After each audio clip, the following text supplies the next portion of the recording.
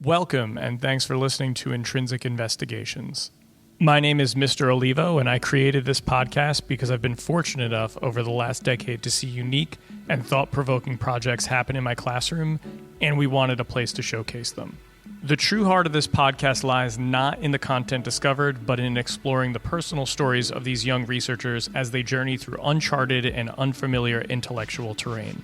By sharing their stories, we hope to normalize the challenges and frustrations that come with independent research, and also share those moments where students transcend the normal grind of the school day to discover concepts that range from the global to deeply personal. We will begin with a brief introduction to the student of focus, why they picked their topic, and discuss their growth over the course of the last year. It should be mentioned that the opinions expressed in this podcast in no way reflect the opinions of our school district, Bergen County Technical Schools and Special Services, or our school itself, Bergen County Technical High School, Teterboro, or the College Board. The work detailed in this podcast was most likely completed in AP Capstone, but this podcast is in no way affiliated with the College Board. On this episode, I'm joined by Mr. Student Tyler. Did I honorific your... You got right about all the points to get a 7. By the way, honorific is not a verb, so I used that term incorrectly. I mean, the definition of honorific that you want to use is very tangible, and we'll get into that a little bit later. Sure. Before we get into that, who are you and why are you here right now? So I'm Tyler Rotella. I have been working all year on my AP research project on the honorifics used in New Jersey gubernatorial debates from 1981 to 2025. Why did you pick this topic? So to begin, I just am really interested in political discourse and how politicians communicate with each other. I've seen a lot within the Trump administration and his entire era of politics where politicians have been very disrespectful to each other, and I was just really interested in how that actually affects the overall political discourse. So I was looking around at different types of venues for politics, and I realized that the state level is not really too explored. And from that point, I was wondering, what if I were to explore how something like New Jersey, a state that I live in, how does the political discourse in New Jersey reflect the national trends of it getting progressively worse? At least that's how it's always reported on. How far back in time did you have to go for this work to examine the debates at this governor level? Yeah, so it was originally going to be 1984 because that was just the first available C-SPAN clip I could actually find. You just didn't want to go full Orwellian on it and just go 1984 to start? Well, I mean, not just because of 1984, okay, but it just so happened to line up, I think. Okay, all right. It's a coincidence. Yeah. It's a coincidence. But then 81 was actually, I was halfway through my research, and I realized there was a whole lot of debates from 1981, so I was I have to explore this at least somewhat. Okay. What do the experts say right now about the state of American political discourse? Before we go to the state level, what's going on currently with that? Yeah, so I remember there's a Pew Research study from 2023 where they polled people on their opinion of politics, and I don't remember the exact number. It's around 80% of Americans think that politics has gotten less respectful over time, and people just really are not content with how politics is done. And I was really shocked by that number because it's not just a small minority or a loud minority of people saying things are bad. It's everyone who's saying stuff is bad. And this context of where we're saying things are bad in terms of the discussions of politicians, is it primarily in the debate space, or are the scholars saying that this is happening also? If I was watching C-SPAN, for example, and there's a House hearing, it's the dialogue there as well. Do they specify that? They don't really specify that, but from a little spoiler going ahead, it's, I think, definitely these news clips, these House debates are definitely realistically the ones that are the problem that we're kind of alluding to, because the actual debates themselves are a very manufactured environment, so they have to be TV ready, but like on the TV shows where it's literally the entire point is getting clips of them yelling at each other, that's going to be much more disrespectful compared to the debates. Is the point to get clips of them yelling at each other, though? I mean, they want something to go viral. They want something that people will remember. And so I think like these types of like I think it's like the Jesse Walters on Fox News, like those types of talk shows.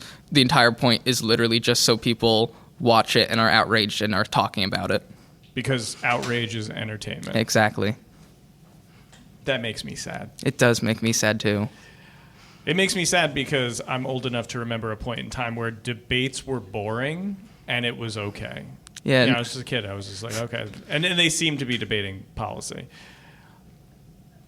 Well, I led this with an honorific. So you decided to focus your work specifically on honorifics. So what is an honorific? And we'll get into how you try to measure the level of honorific use, but let's go ahead. Yeah, so an honorific is specifically the way in which a candidate during a debate, or just in general, just someone speaking, or the referent is how they actually address their opponent that they're talking to. So something like, do they call them Mr., do they call them Governor, or do they just call them by their first name? Like those are all different types of referents. But I'm not looking at like the substance. I'm not looking at them and saying, oh, your actions in this one specific policy are bad. That's not anything that is important for a referent.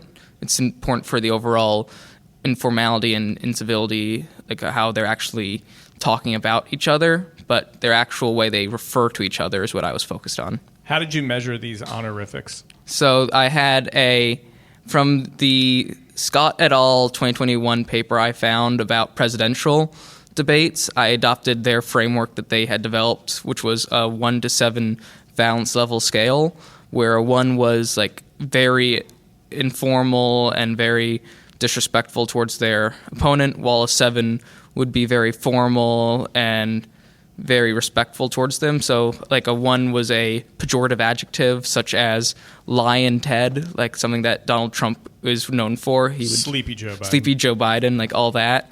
Those were 1s because it's like directly attacking the person's character and is very disrespectful towards them. And then something closer to a 3 is you're saying Jim. You're not saying anything formal about them. You're not being neutral. You're just being casual in your tone, kind of. I guess we're referring to Jim Florio. Yeah, like Former governor Jim Florio. That's right there. That would be a 6 because you're referring to him as his highest political title he had. Former Governor Jim Florio. Yeah, because he's not governor anymore. But if I just said Jim Florio, that's a 4 right there. That's a 4? Because it's giving just a generic expression of who he is. Okay. How about this? Foolish Jim Florio. That's going to be a 1. That's going to be a 1? Because the pejorative adjective right there. Give me a 2. Give me a 2 with Jim Florio. By the way, Jim Florio, we have nothing against you. We're just using you as an example right now. I'm pretty sure this one, there was a 2 targeted towards him. It was Jimmy the Greek, which was it's a reference to I had to look this up when I was doing it at the time. The sportscaster? The sportscaster Jimmy the Greek, because the guy was his opponent at the time was trying to insult him and generally just mocking who he was. So they compare him to Jimmy the Greek, but that's a 2 because a 2 is mocking or distortion of the candidate's name. So he distorted Jim Florio's name to Jimmy the Greek. Okay. I think I'm following you. Yeah. Can we do a simulate? We're going to improv a simulation here. I got you. All right. And I'm going to ask at moments, I'm going to pause and be like, okay, so how does this fit into your framework? Just so people get a better understanding of your method. Mm-hmm. How often do you do improv? Not often. Neither do I. So Good. This is going to be a mess, but we're going to try, because politics should be entertaining, I guess, at this point. At this point, you need the clicks. Need those clicks. This is a This is going to be a gubernatorial debate. Yes. Okay. You're the sitting governor, mm-hmm. and I am an assembly person representing Bergen County. I mean, we don't need the specific on where you represent. Okay, I'm just an assembly person. That's very detailed. Okay, all right. So I'm just an assembly person. So I want your position. You are the incumbent. Yes. All right. The question that's going to be posed to us is, how are we going to keep energy prices down for New Jersey residents? Is that like a typical one that would appear? That would be like definitely something you'd see in like the more recent debates. This is like just a little tangent, but you'd honestly see in like the 90s a lot about like auto insurance rates for some reason. I noticed They were high. They were really high, so that was like the big issue in New Jersey. As someone who drove in the 90s, they were high. So, but nowadays it's more focused on like federal responses to the Trump administration and energy prices, I'd say. Okay, so we'll keep it with energy prices. Yeah. All right, so the question is posed, and I guess it's going to be given to me first as the assembly person versus the incumbent. Yes. And I'm going to do something right now, and you tell me if it falls into your framework. All right, so here we go.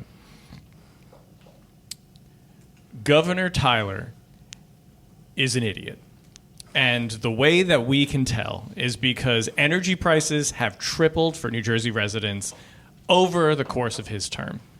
These foolish actions by our governor have hurt working class families, and there's no end in sight to the mismanagement and incompetence demonstrated by Governor Tyler. And New Jerseyans can do better. Now, purposely, I'm putting the honorific of Governor Tyler in there and just insulting you along the way. And I could see that you're getting visibly angry at me right now, even though people can't see what we're doing right now. How do you make sense of what just happened there? So with your method, how do you break that down? So the first statement you make, right, about saying Governor Tyler is an idiot, right? Yeah. That would be a 1 because you're saying specifically, like, it would be pronoun is blank, which would be pejorative adjective because you're still describing the pronoun, kind of, right? So you're describing what Governor Tyler is, but you're not describing his actions. You're not describing like his verb. Like, you're not describing a verb on that. You're describing the noun. So that would still be the pejorative adjective in that case. I follow you. So that's a 1. But then the other 2 instances of Governor Tyler, those would still be 6s because you're not actually. Let me see the wording. You're not actually trying to. The substance is very informal and disrespectful towards Governor Tyler, but you're still referring to Governor Tyler. You're still giving the credit to the office. You're not actually disrespecting the office by saying, oh, Tyler is this horrible person. You're saying Governor Tyler is. So you're still, even though you're trying to be mean towards the office holder, you're still giving them the respect that they are the office holder. So you have to acknowledge that kind of. So even though I'm engaging in ad hominem attack, basically that whole thing was substanceless attack on you. Yes.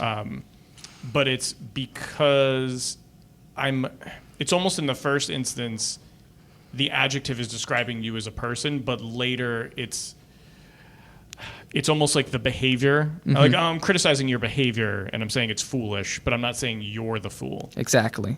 Okay, so that's the difference that we have to draw. That's where I drew the line with, and like I could have hypothetically gone all in on like every single instance of a describing actions could have been coded, but that would I felt like at the time was going against the nature of the study.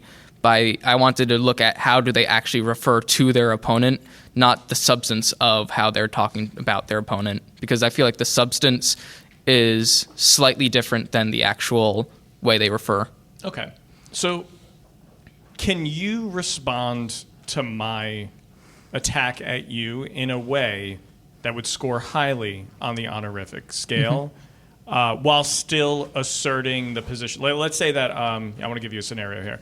Let's say I'm an assembly person who has opposed supplementing current energy structures with clean energy. Like, I've been like, no wind farms, no solar subsidies, like none of that stuff. Like, we're just going with traditional power plants that we have right now in New Jersey.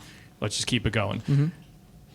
So can you respond to me in a way that asserts your position, that maybe I'm in the wrong, but does it in a way that is respectful? I'm also going to add this in with I'll do it how the governors would actually refer to you. Sure, yeah. Because they don't actually say, they barely ever mentioned assemblyman. They barely ever mentioned the actual political title that their opponent had. So the incumbent governor was always the less formal one out of the two, because they always referred to them as Mr. or their full name rather than their actual title that they had at the time. Okay, so you can just call me Mr. Olivo. Yeah, I would be saying something along the lines of, Mr. Olivo, this whole time, throughout his entire career in the assembly, he has refused to ever give a chance to renewable energy. He has constantly been trying to keep the fossil fuel industry powered in New Jersey, but my administration has made it so that New Jersey is a leading factor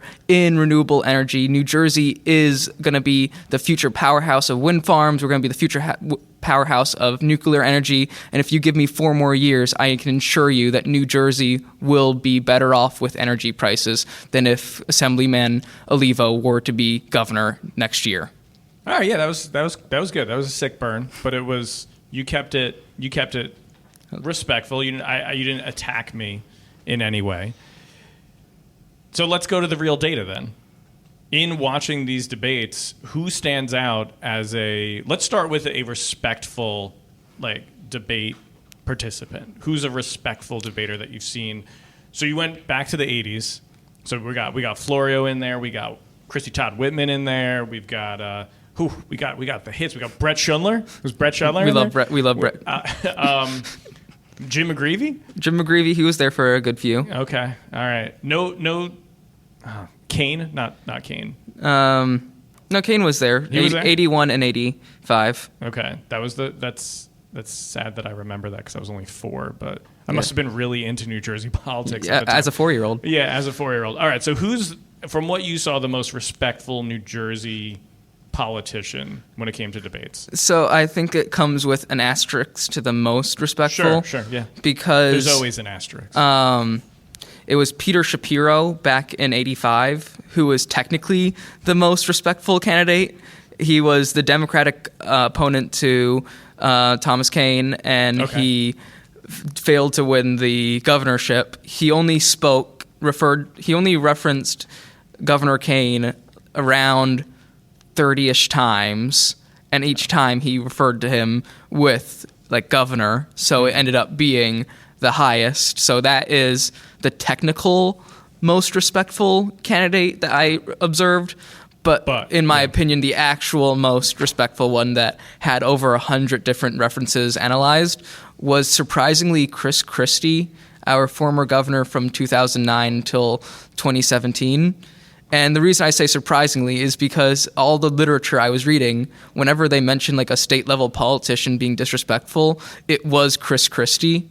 So I was really shocked by all the papers I would see were him saying, him calling reporters suckers and all that. Yeah. Just for my study to find, he does actually reference his opponents in a very formal manner, which I was really surprised by. But then I realized that it's because he is an experienced debater. He was a lawyer for many years. He was an attorney, I'm pretty sure. So he knew how to actually talk in a political setting. And so he played all the cards. He said all the buzzwords, and he was able to get a higher formality score compared to someone like Governor Kean, who always referred to his opponents by just their first name. But I feel like that also is it's not him being disrespectful towards his opponents. It's just that he was friendly, I feel like, more than anything. He was saying, "Oh, Peter, I don't feel like I agree with you on this," or, "Oh, Jim, I don't agree with this idea." He's not attacking their character. He's not doing anything like that. He's literally just talking to them as if he's known them for years. So he centered around disagreement, and that was really it. It wasn't because you disagree with me, your personal character is therefore flawed and you're an awful person. Yeah. All right. It sounds like you checked you sort of had preconceived notions going in. You checked those biases while you were going through it.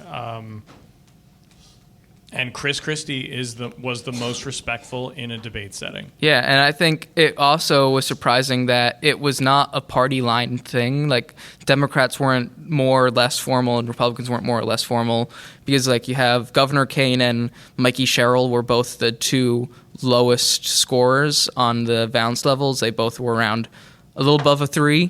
Okay. But then Peter Shapiro, a Democrat, and Chris Christie, a Republican, were the highest ones. So it's not anything that one party is more formal than the other. All right. Let's get to the most disrespectful then. So who had the lowest score? Again, if there's a Peter Shapiro incident where it's very minimal in terms of how much they spoke, that's fine. But I like what you did before, where you were like, yeah, well, let's focus on someone who had something more substantial to say, like Christie. Of the people you just mentioned, so you mentioned Kane and Sherrill as having the lowest scores. Who was the most disrespectful?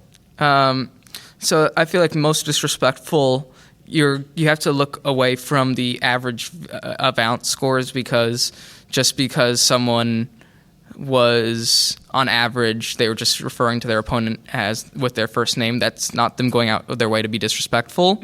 So actually the most disrespectful candidates I saw were Phil Murphy and Murray Sabrin, and he was an independent libertarian from the 90s. Okay, so that's kind of during the Ross Perot era. Okay. And then the last one was Jack Ciattarelli. Like, those are the ones I was seeing more high levels, like, or low level Valence. Low level Valence scores with a lot of like direct insults on the character of their opponents. What would they? I feel like most people are probably familiar with, lines that Trump or other candidates would perhaps engage in at a federal level. But what would negativity coming from Phil Murphy or Jack Ciattarelli look like? Like, is there any lines that stand out in your head when you were going through this? I think there was one line. It was either from Phil Murphy. It might have been Mikey Sherrill. I haven't looked at like the specifics in like a few days. But oh gosh, all right. Few days. I'm sorry. A few days. Please. But it was the line, "He's the most anti-woman governor," or a candidate, like something like that, was like a very disrespectful thing to say. Like, you're going and saying like this man cannot be in charge because they are very No, it was actually from Jack Ciattarelli to Phil Murphy. Okay. Saying that like he has not done a good job at fighting for women's rights. And the reason that was counted was because he said it's not describing his actions, it's describing his character as anti-woman. All right, so correct me if I'm wrong here, because this is a subtle piece of this. But what you just did was saying he's the most anti-woman governor ever is different than saying he's weak on women's rights. Yes. But he didn't frame it as he's weak on women's rights. It's actually that pejorative adjective, the most anti-woman woman governor ever. Because if he went on his policies are anti-woman, or like that idea, that's still not attacking his treatment of women. But by saying he's the most anti-woman governor, that's like saying that not only does he do bad with actual policies regarding women's rights, he's also just like a degree of sexist at that point, misogynistic. Yeah. Like, you're actually describing him as a horrible person because of this. Okay, so what would you then say to people who, say they're listening to this podcast right now and they're just like, who cares? Who cares if our politicians engage in this type of discourse? It doesn't really matter. The best ideas are going to win anyway. How would you respond to that? I think it goes into the ideas of incivility, which was originally what I wanted to focus on, which covers the substance of these very disrespectful statements. So there's this idea of that incivility when politicians are more disrespectful towards their opponents, that's actually going to result in people getting turned off of politics. They're going to stop paying attention. They're not going to care to vote, all that.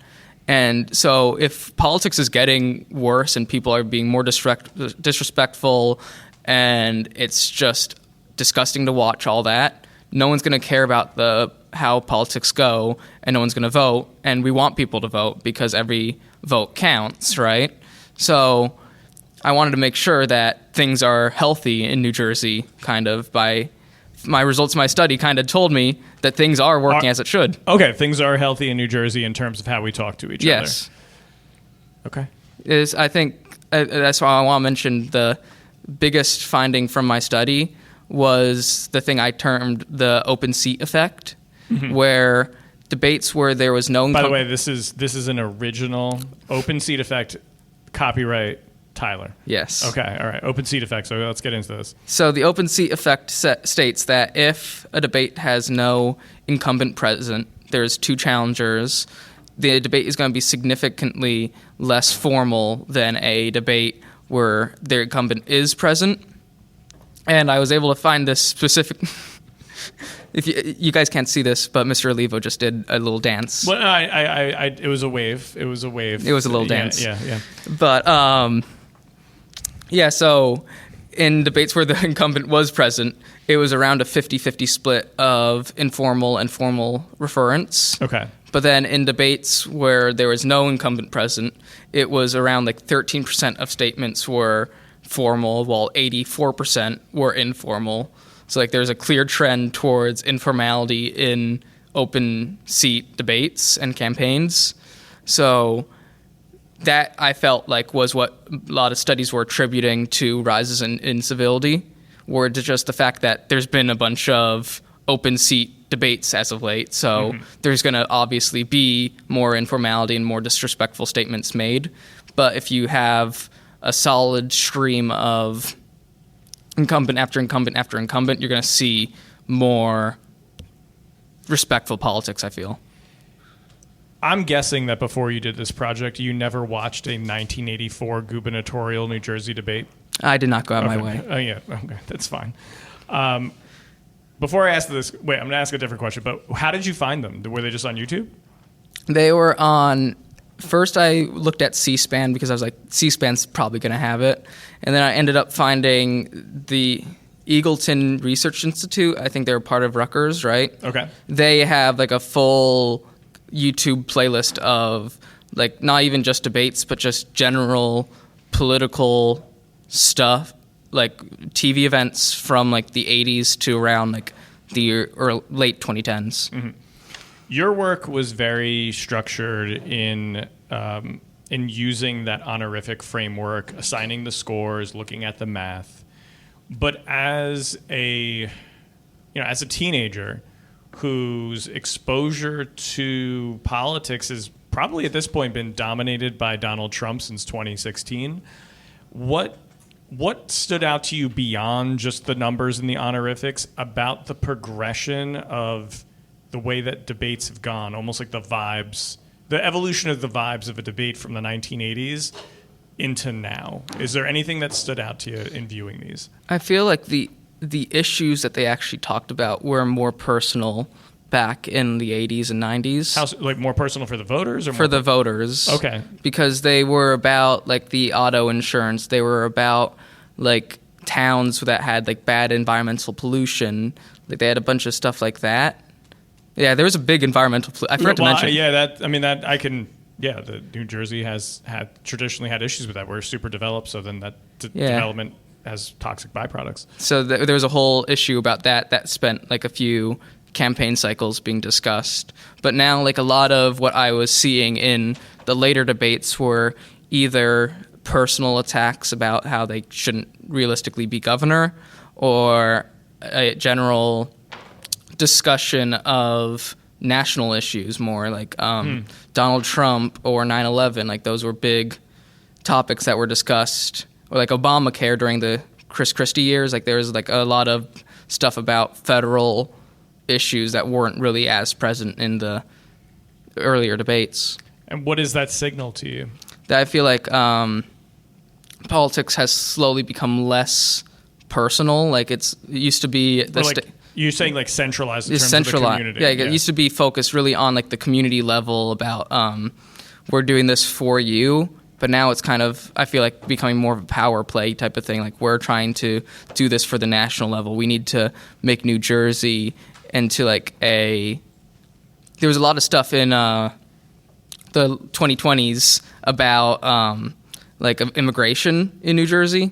There was a debate over should it be a sanctuary state or not. Okay. So I feel like that in of itself, that's like a national issue. That's not reflecting national politics. Yeah, that's not as much of a personal issue compared to something like your energy costs. All right, so that's almost like a sub-finding of what you discovered. Is that a problem? Or does that signal to you as someone you can't even vote yet, but as this idea of even at a state level, they're losing the state focus and really shifting their attention to federal things that states have very limited control over. Does that, because you say you want to go into political science in the future, like does that signal a problem to you? I feel like it is, because the entire point of the state government is to govern for the state.